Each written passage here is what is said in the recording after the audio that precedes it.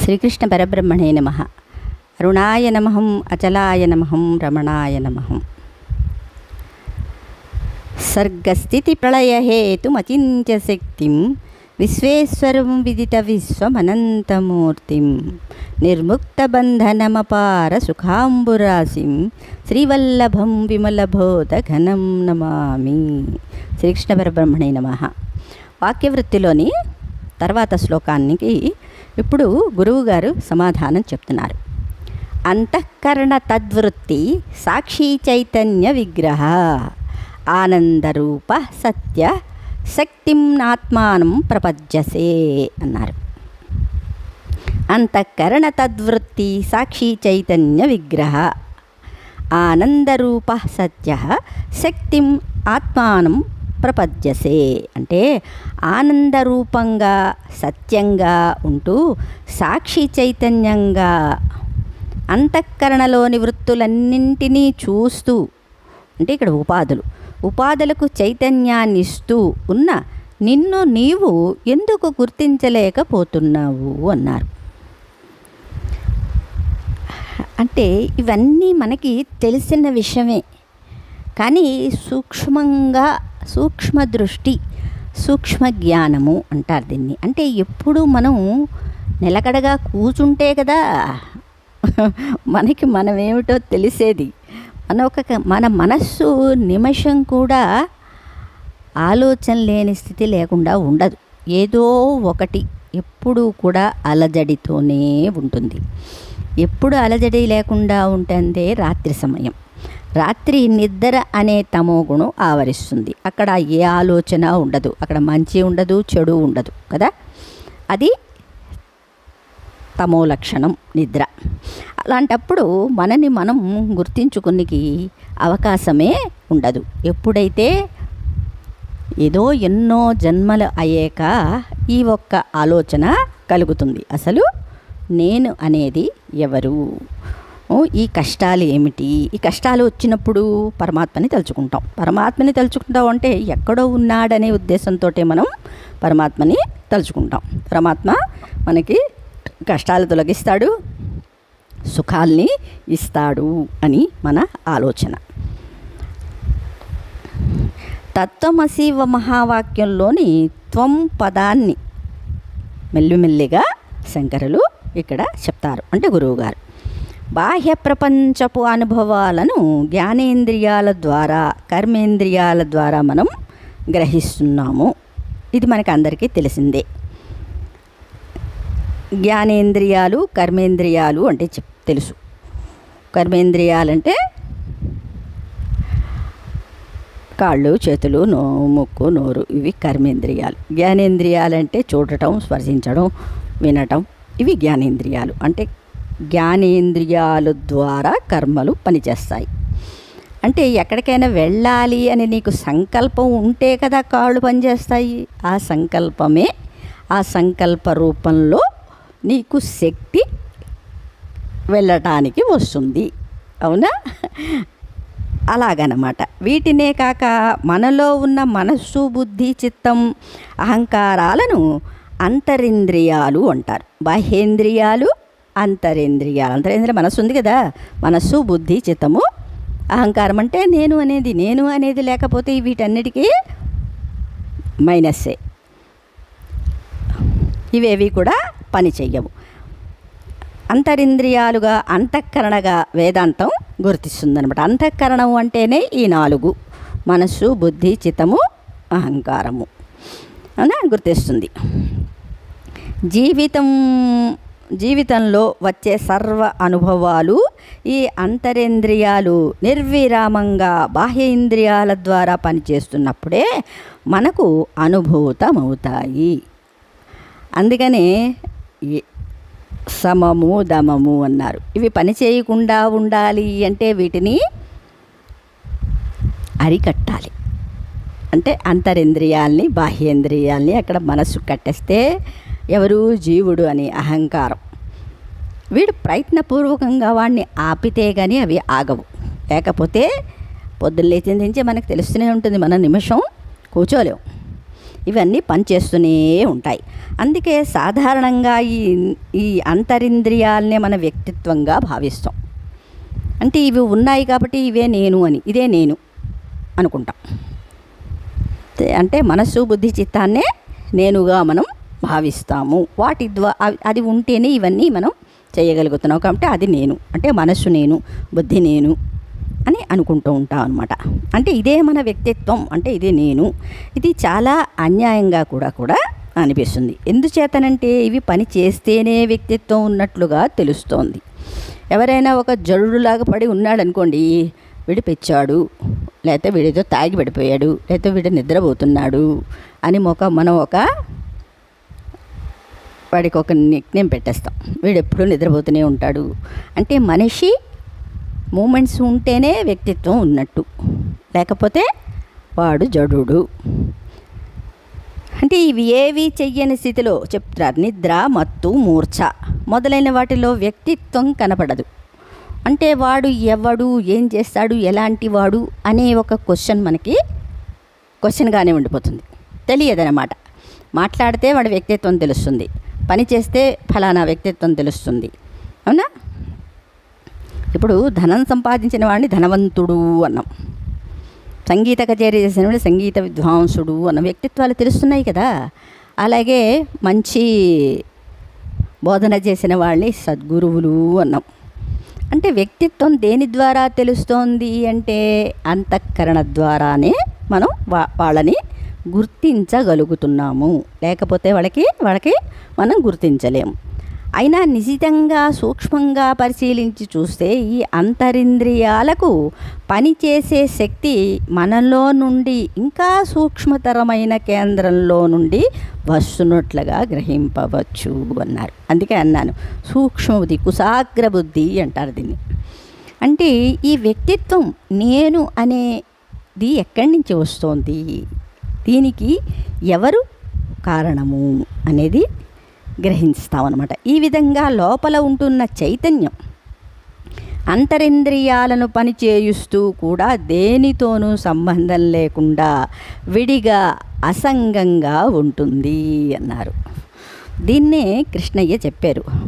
సర్వకర్మాణి మనసా సన్యస్యాస్తే సుఖం వసి నవద్వారే పురే దేహి నైవ కుర్వన్ నకారయన్ అని చెప్పారు.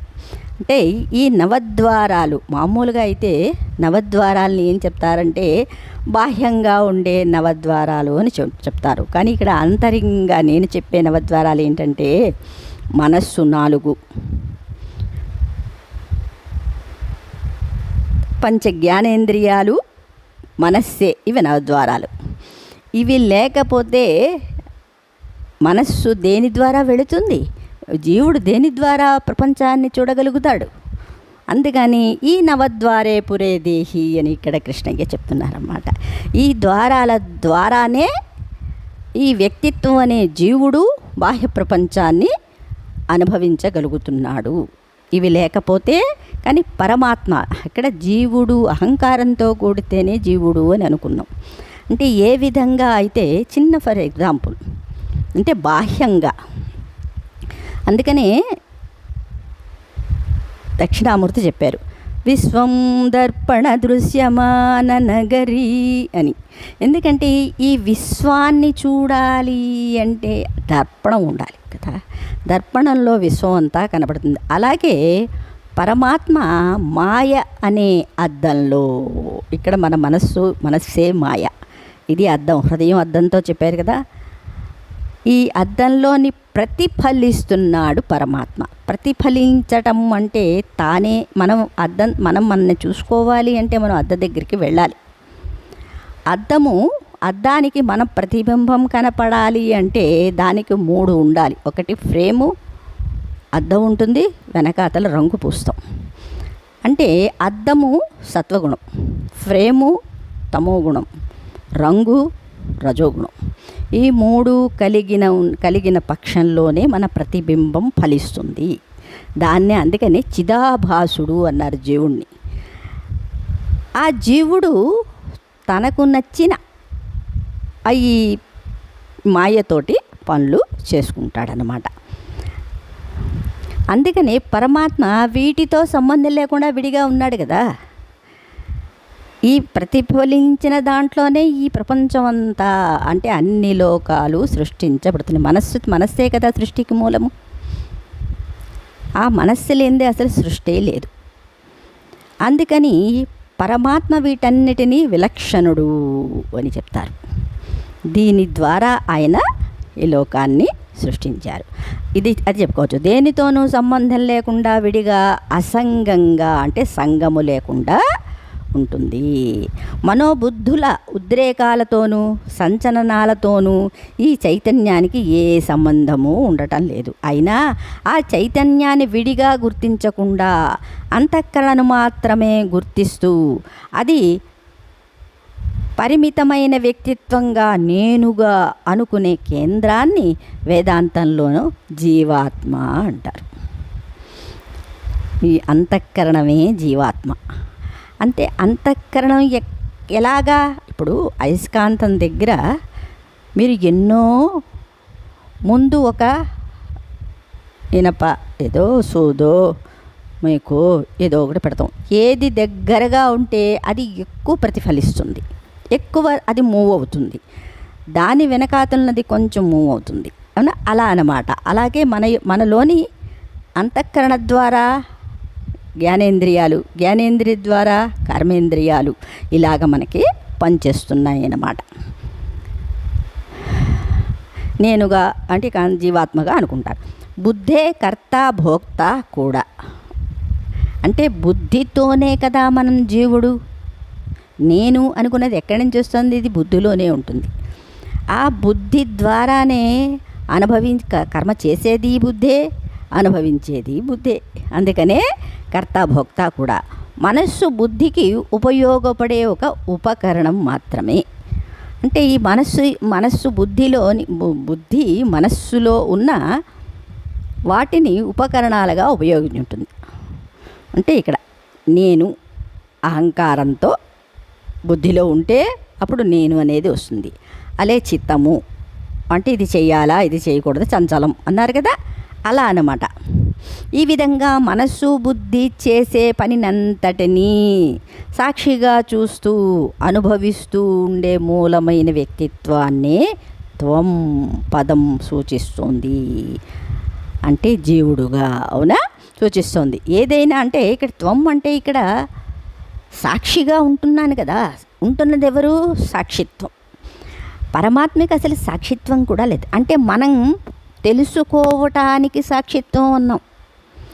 ఇంకొక వేరే పదార్థము ఉంటే కదా సాక్షి. అంతటా తానే అయి ఉన్నప్పుడు అక్కడ సాక్షిత్వం అనేది కుదరదు.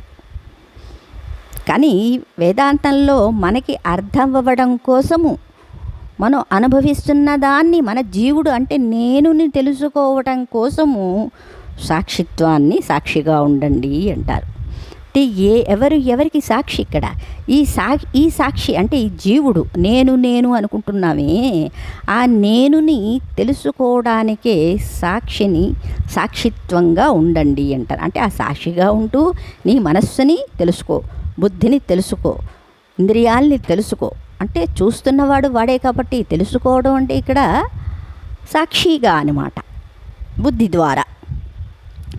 దాన్నే త్వం పదం సూచిస్తోంది. ఏదైనా ఒక పని జరగడానికి నిమిత్త కారణమైన సాధనాన్ని ఇక్కడ కరణం అంటాం కదా. ఇప్పుడు మామూలుగా సహజంగా ఒక పని చెయ్యాలి అంటే నీకు చేతులు పని చేయాలి కదా. చేతులు పని చేస్తేనే నువ్వు ఒక పనిముట్టును నువ్వు పట్టుకోగలుగుతావు. అదనమాట. అందుకని జ్ఞానేంద్రియాలు కర్మేంద్రియాలు కూడా పనిముట్లు అన్నారు. ఇప్పుడు జ్ఞానేంద్రియాలనే చెయ్యి అనుకుందాం, కర్మేంద్రియం అనే పనిముట్టు అంటే ఏదో ఒక పటకారో దేన్నో పట్టుకున్నాం కదా మనం. అలాగే ఈ జ్ఞానేంద్రియాలు ఈ ఇంద్రియాలతోటి కలిసినప్పుడు మనం పని చెయ్యగలుగుతున్నాము. అందుకనే దీన్ని కరణం అంటారు. మనలో 2 రకాల కరణాలు ఉంటాయి, బాహ్యకరణాలు అంతఃకరణాలు. బాహ్యంగా స్థూలంగా ఉండే కన్ను ముక్కు చెవి మొదలైన ఇంద్రియాల ద్వారా ప్రాపంచిక విషయాలను అంతఃకరణమైన మనస్సు గ్రహిస్తుంది. బాహ్యకరణాలతో గ్రహిస్తుంది. అంతఃకరణాలన్నీ కలిసి అనుభవాలను గ్రహిస్తాయి. ఏదైనా ఒకటి చూస్తే నేను చూశాను అనే అనుభవం మనకి ఉంటుంది. ఏదైనా ఒకటి తింటే తిన్నాను అనే అనుభవం ఉంటుంది. దేన్నైనా అనుభవిస్తే అంటే స్పర్శ ద్వారా ఆ యొక్క అనుభవం ఉంటుంది. ఇవి ఏవి కూడా లేకపోతే అనుభవాలు అనేవి మనసుకి ఎలా తెలుస్తాయి? తెలియవు కదా. అలా అన్నమాట. మనస్సులోని చలనాలు బాహ్యకరణాల ద్వారా కర్మలుగా వ్యక్తమవుతున్నాయి అన్నారు. అంటే మనస్సు ఒక ఆలోచన రూపంలో రావాలి, ప్లస్ దాన్ని జ్ఞానేంద్రియాల ద్వారా కర్మేంద్రియాల ద్వారా వాటిని చెయ్యాలి. ఆ చేసిన దాని ఫలితాన్ని మళ్ళీ మనస్సే అనుభవిస్తుంది. అవునా? అవే కర్మలుగా వ్యక్తమవుతాయి. సరే, అయితే ఈ బాహ్యకరణాలు అంతఃకరణాలు ఎవరికి చెందినవి అంటే నాకు అనే సంగమంగా కదా. ఆలోచించకుండా తొందరపాటుతో అంతఃకరణాలను కర్తగా భోక్తగా నిర్ణయిస్తున్నాం. నేనే అనుభవిస్తున్నాను. ఇక్కడ నేను అనేది ఇక్కడ అంతఃకరణలోనే కూడా అహంకారం ఉంది కదా. నేను అంటున్నాం, నిర్ణయిస్తున్నాము. బాహ్యాభ్యంతరకరణాలు చేసే పనులన్నింటినీ చూస్తూ ప్రకాశింపచేస్తూ తెలుసుకుంటూ సాక్షిగా చైతన్యం మాత్రమే ఉంది. ఇక్కడ నేను చెప్పాను, సాక్షి అనేది పరమాత్మకి చెందినది కాదు. పరమాత్మకి సాక్షిత్వం అనేది అసలు లేదు. కానీ వేదాంతంలో తెలియటం కోసం సాక్షి అని చెప్పవలసి వస్తుంది. ఆ సాక్షి ఎవడు అంటే ఇక్కడ జీవుడు, పరమాత్మ కాదు. దీనినే జీవుడుగా అహంకారంగా భావిస్తున్నాము. నిజానికి ఆ సాక్షియే నీవు అన్నారు ఇక్కడ. అంటే అంతరంగంలోకి బాగా వెళ్ళగలిగితే, అంటే రెండు ముళ్ళే, రెండిటికి పేరు ముళ్ళే అని అంటాం. ఒక ముళ్ళుని తీయాలంటే ఇంకో ముళ్ళుతోనే తీస్తాం. నేనుని అంటే ఆ పరమాత్మని వెతకాలంటే ఈ నేను ద్వారానే వెతకాలి. అంటే అహంకారమైన నేను ఉంటేనే పరమాత్మ అయిన నేనుని పట్టుకోగలం. అంటే అహంకారమైన నేను ఏం చేస్తుంది అంటే వీటన్నిటినీ, అంటే ఇంద్రియాలు, బాహ్యేంద్రియాలు, అంతరింద్రియాలు, మనస్సు, నేతి అంటారు వీటిని. నేతి ద్వారా ఇది నేను కాదు, ఇది నేను కాదు అని తీయగలిగితే మిగిలింది నేనే, అంటే రెండవ నేను. ఈ నేనే పరమాత్మ. దాన్నే అహం బ్రహ్మాస్మి అనేది తెలుస్తుంది. ఇదే తపస్సు. తప అన్నారు. ఇప్పుడు మనకి వేదాంతంలో చెప్తారు కదా, ఫస్ట్ సృష్టి వచ్చినప్పుడు బ్రహ్మ వచ్చినప్పుడు ఏమీ లేదు. కానీ ఏమీ లేదు, నేను ఏం చెయ్యాలి అంటే తప అని వినపడింది అని మనం తెలుసుకున్నాం, మనం పెద్దల ద్వారా విన్నాం. అంటే తపస్సు చెయ్యి, తపించు. అంటే తపించడం అంటే నేను ఎవరు అని తెలుసుకో. అప్పుడు ఈ సృష్టి ఏమిటో నువ్వే చేసే. అవును, పరబ్రహ్మమే చేశాడు కదా సృష్టి. ఏంటి మానసిక సృష్టి కదా ఇది అంతాను. ఆల్రెడీ అన్నీ ఉన్నాయి. ఉన్న వాటిని వెలుగులోకి తీసుకొని వచ్చాడు. ఇప్పుడు మనం అలాగే ఈ మనస్సులోని ఈ సృష్టి అంతా మనస్సులో ఉంది. కానీ దాన్ని మనం బయటకి వ్యక్తపరిచయం అలా వచ్చిందనమాట. ఆ సాక్షివే నీవు. ఈ సాక్షి చైతన్యం కేవలం తెలుసుకునే తెలివి మాత్రమే కాదు, ఆనందమయ స్థితి కూడా అదే. మనం ప్రాపంచిక విషయభోగాలను సంతోషంగా అనుభవిస్తున్నప్పుడు కూడా బాహ్య విషయాలు మనస్సును శాంతింపజేస్తుంటే మన స్వరూపమైన ఆనందమే అనుభవంలోకి వస్తూ ఉంటుంది. ఎందుకంటే మన స్వరూపమే ఆనందం. ఆనందం ఎక్కడో ఉందని అనుకుంటే ఈ చిన్న విషయాల ద్వారా ఆనందాన్ని అనుభవిస్తూ, అంటే ఆ స్వరూపమే ఆనందం కాబట్టి ఆనందాన్ని మనం అనుభవిస్తున్నాం. కానీ మళ్ళీ ఇంకొక తరంగం మనలో లేస్తుంది, ఇంకొక అశాంతి. ఇప్పుడు మళ్ళీ ఇంకా ఏదో కావాలి, అవునా? ఇదే చెప్తారనమాట.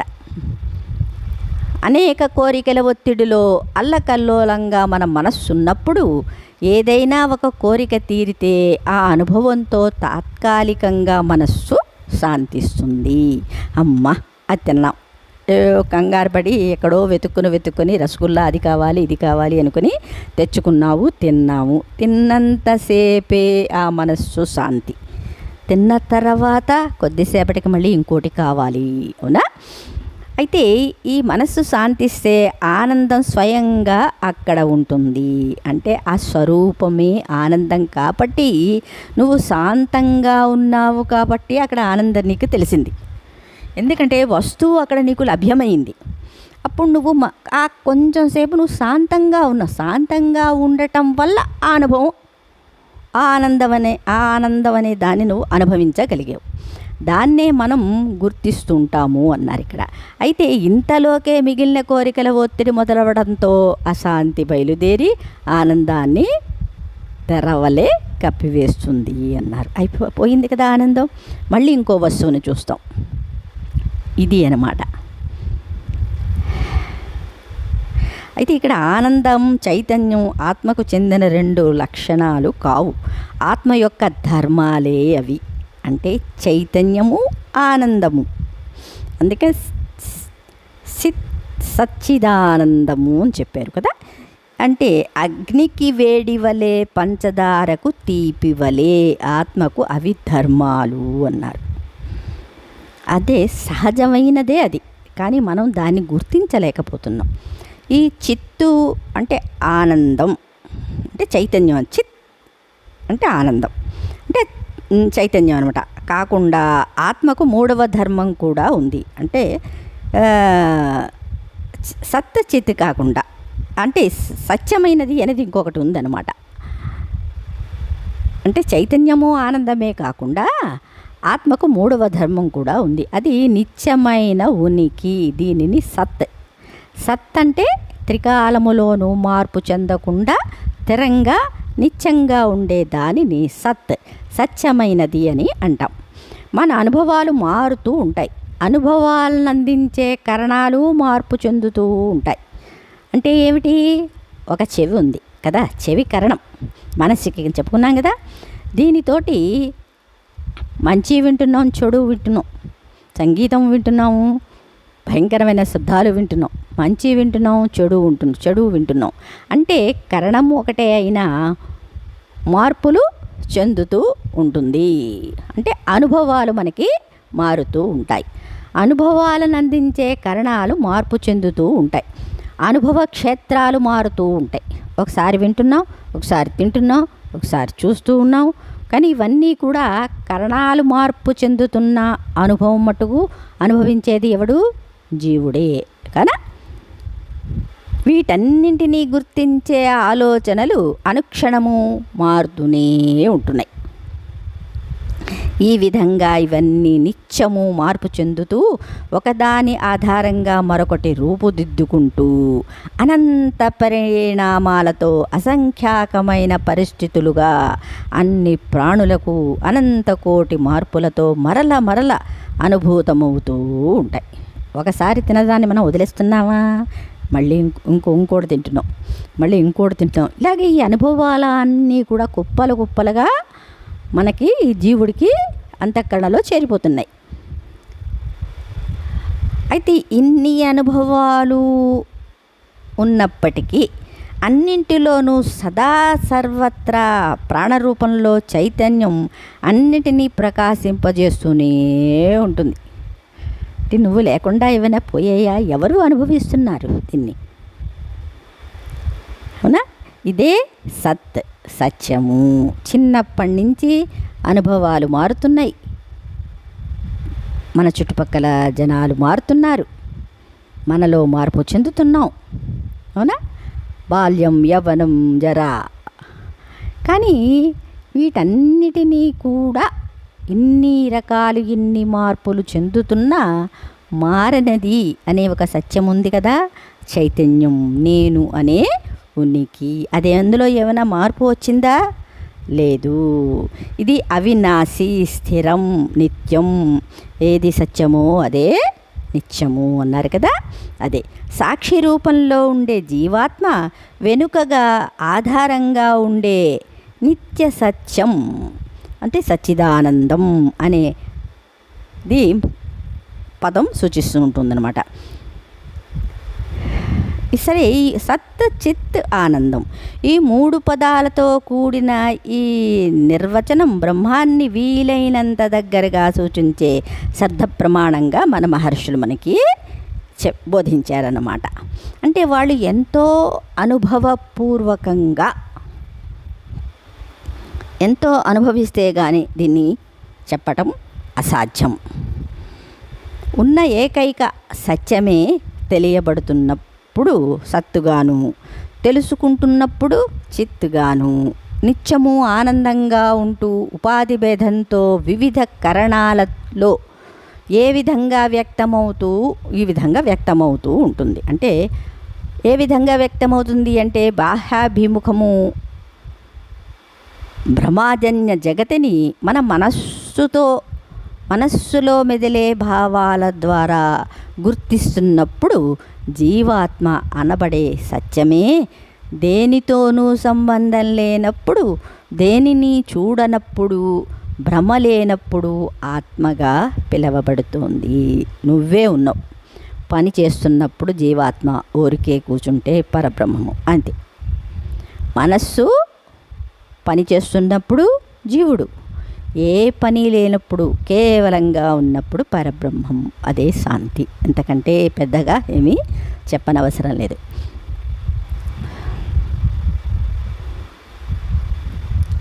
అయితే ఈయన పరమాత్మే అంతా చేస్తున్నాడు. ఈ ఆత్మే సర్వత్రా ఉంటూ బ్రహ్మంగా పిలువబడుతోంది. బ్రహ్మం పదంతో సూచించబడుతోంది. ఇదే సత్తుగా బాహ్యంగాను, చిత్తుగా అంతరంగంలోనూ వ్యక్తమవుతూ జీవన లీలను చూస్తూ ఆనందంగా నిత్యము ఉంటున్నది. సరే, ఇక్కడ మనస్సు ఏం చేస్తుందంటే అసలు జీవుడు పరబ్రహ్మము అంటే 3 గుణాలలో ఎలా ప్రవర్తిస్తాడు పరబ్రహ్మం?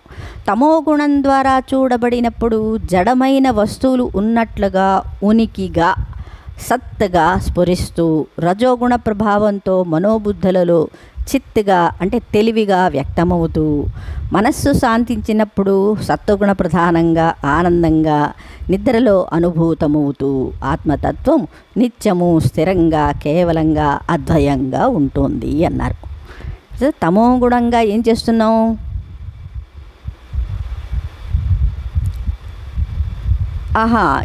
తమో గుణంతో ఉన్నప్పుడు ఇది నిజంగానే ఉంది అని బతికేస్తున్నాం. అంటే ఏమిటి? ఇక్కడ జంతువులు, అంతే కదా. రజోగుణంతో స్ఫూర్తి వస్తుంది కదా ఇక్కడ, అంటే మనోబుద్ధులతోటి వర్క్ చేస్తూ మనం చిత్ అంటే ఇక్కడ చిత్ అంటే శక్తి అన్నమాట. అవునా? చిత్తుగా అంటే తెలివి వ్యక్తమవుతూ ఉంటుంది. అంటే తెలివైన వాడమ్మా వీడు అంటే ఎక్కువ పనులు చేస్తున్నప్పుడు తెలివైనవాడు, పని చేయకపోతే తమో గుణం, అలా అనమాట. సత్వగుణంతో అంటే ఆనందంగా, ఇప్పుడు ఇది అంతా నిద్రలో అనుభూతం అవుతూనే ఉంది కదా, అప్పుడు సత్వగుణం. స్థూలమైన శరీరపు ఉనికి ఉన్నట్లుగా స్ఫురిస్తూ, సూక్ష్మ శరీరంగా మనోబుద్ధులుగా వ్యక్తమవుతూ, స్థూల శరీరం ఉన్నప్పుడు ఏంటి? నేను ఉన్నాను అని తెలుస్తోంది. అదే సూక్ష్మ శరీరం అంటే మనస్సుతో కూడినప్పుడు మనోబుద్ధులతో వ్యక్తమవుతోంది. కారణ శరీరంలో ఆనందంగా అనుభూతం అవుతోంది. కారణ శరీరం అంటే నిద్రలో కదా, హాయిగా ఆనందం అవుతుంది. ఆత్మతత్వం మాత్రమే కేవలంగా ఉంది. మన మహర్షులు దీన్ని సత్ చిత్ ఆనందమని పేర్కొనడం ఎంతో న్యాయంగా ఉందని ఇక్కడ గురువుగారు చెప్తున్నారు. ఈ ఆత్మే నీలో కేంద్రంగా ప్రధానంగా నీవుగా ఉంది. అయినప్పటికీ ఎందుచేత నీవు దీనిని స్పష్టంగా తెలుసుకోలేకపోతున్నావు అని గురువుగారు అడుగుతున్నారు. నీ ఆత్మను నువ్వెందుకు గుర్తించలేకపోతున్నావు? ఎందుకు ఇంత కష్టపడవలసి వస్తోంది? నిన్ను నీవు తెలుసుకోవడానికి ఇంత శ్రమపడాలా, ఇంత కష్టపడాలా అని చెప్తున్నారన్నమాట.